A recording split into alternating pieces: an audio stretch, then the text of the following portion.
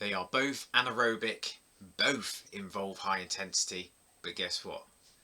To find out more, keep watching.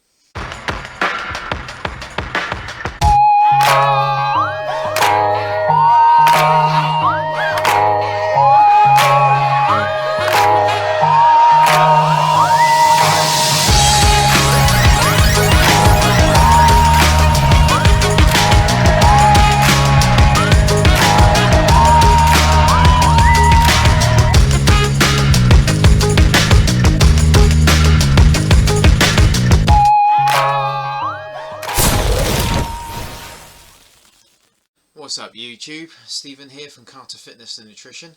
This video will be based on can you build muscle and run at the same time? Or as in, can you do both of them but not hindering the other?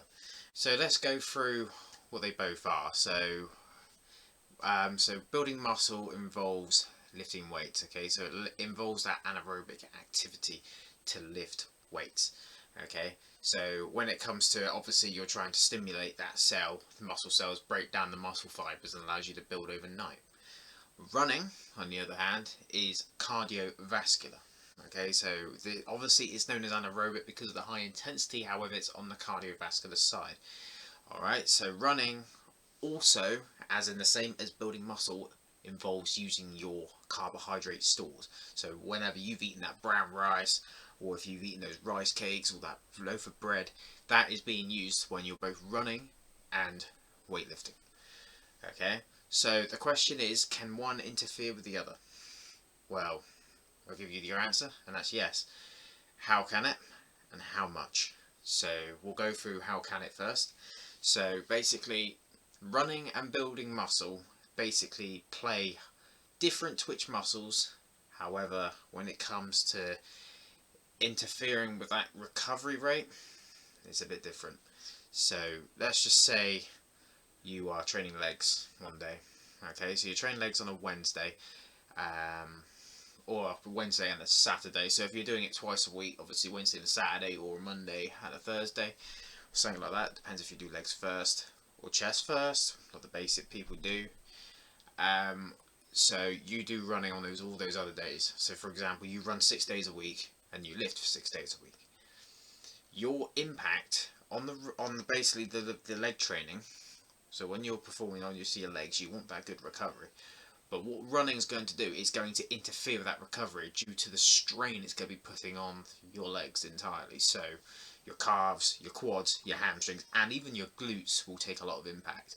So basically you are distracting that recovery. So you're completely unable to basically recover well. This means you can lose muscle. This doesn't mean you'll lose all your muscle, as in the upper half, but it means the lower half, as in your legs, very likely. Okay, and this is obviously because you're not giving your body that recovery, so you're overtraining. So that's not exactly going to work. But yeah, running is obviously more for someone who just wants to focus on running. I wouldn't advise running if you're aiming to build muscle, or if you're aiming to diet down for a show or something. You really think running is going to work, then obviously you're wrong, because running doesn't allow you to burn more fat than walking. Okay, it burns more calories, but guess what? Those calories are going to be reconsumed again, even if it's free caught those calories, but it's going to make you very hungry due to that. Obviously, the high intensity is going to increase your hunger. Okay, and like walking, going for a walk will not spike your hunger. Okay, obviously because of the non-use of carbohydrates, you're going to feel quite still fulfilled from the last meal. Okay, so in my recommendation, no. I do not think running and building muscle are a great combination, but there is, and I was saying there is obviously ways of building muscle while running. It's just you've got to kind of, figure out how to space them out. Or so basically, for example, if you want to run and build muscle, you've got to, whatever one your primary aim is, you do more of that. So if your aim is to be a bodybuilder, then you put weightlifting as more of your regime. While if your aim is more for running, then you run for more of your regime. Okay, so when you're bodybuilding, for example, you're training obviously a Monday to a Saturday, so you're doing those 6 days. The running will then appear perhaps 1 or 2 of those days. Okay, so 1, 2, maybe 3 if you push it. Depends on how athletic you are, but that is what I recommend. But if it comes to obviously building muscle, running, sorry, being your primary aim, then if you do like the gym as a hobby, then I would suggest the same again, between 1 and 3 days per week in the gym. Okay, and that does include not going all out on the legs, because you're going all out on the legs will mean interfere in the recovery with the running, and then that's going to interfere as well. Okay, so your best bet is to choose one or the other, or do one more and the other less. Okay, so yeah, so when you come from anaerobic activity, when you've got anaerobic with anaerobic, it doesn't work very well. But if you've got anaerobic with aerobic, as in you have that anaerobic weight training, and you have that aerobic walking, jogging, low intensity cycling, you're fine.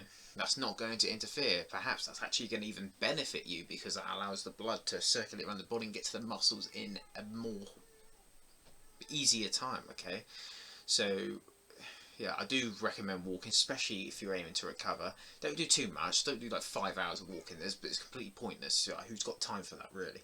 What you need is a short walk, an hour, 2 hours maybe. If you're not going on a day out, maybe 2.5 hours, but just don't push it too much.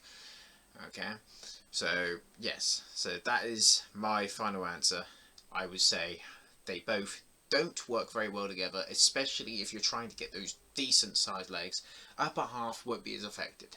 Okay, so if your aim is to get a big chest, right, a big chest, big shoulders, you can still achieve that with running. But when it comes to big legs, it's really almost impossible, depending on how many days you do it. Just keep it away from your leg days. And yeah, so you will lose a bit of muscle, perhaps. Check out the Buff Dudes video, because that obviously shows they do a whole 30 days worth of running, and they basically reveal how much they lose in the end. But yeah, I do suggest one or the other, or lower the one and increase the other. Okay, but the number of carbohydrates used, basically, so when it comes to running, carbohydrates are used more frequently, as in throughout the exercise, compared to weight training. Only because weight training, when it comes to you doing your set, okay, so you're doing your set moderate, high, it depends on what weight load you're using, and obviously then you're resting, so that rest period you're not using any carbohydrates. Or if you're going light, you're not using carbohydrates. But but when it comes to running, it's constant on the go. You could be sprinting for about, let's say, about 2 minutes, 2 minute long constant sprint. You are burning through those carbohydrate stores straight through. Okay, so your glycogen is going to go down much quicker, because it's constant on the go, and that's why you feel way more fatigue after running compared to weight training for about an hour and a half. Okay, so that's why it's your glycogen has gone right down, making you feel fatigue. Okay, but yeah, that's about wraps it up. So there's your answer there. If you would like any videos based on whether something will hinder muscle or something will hinder running, please do let me know. I'll be happy to help. And please subscribe to our channel. Follow our Instagram at CarterFitness90. Please check out our podcast, which is also displayed on YouTube, but also through Acast if you'd like to check that out. And yeah, thanks for watching, and see you in the next one.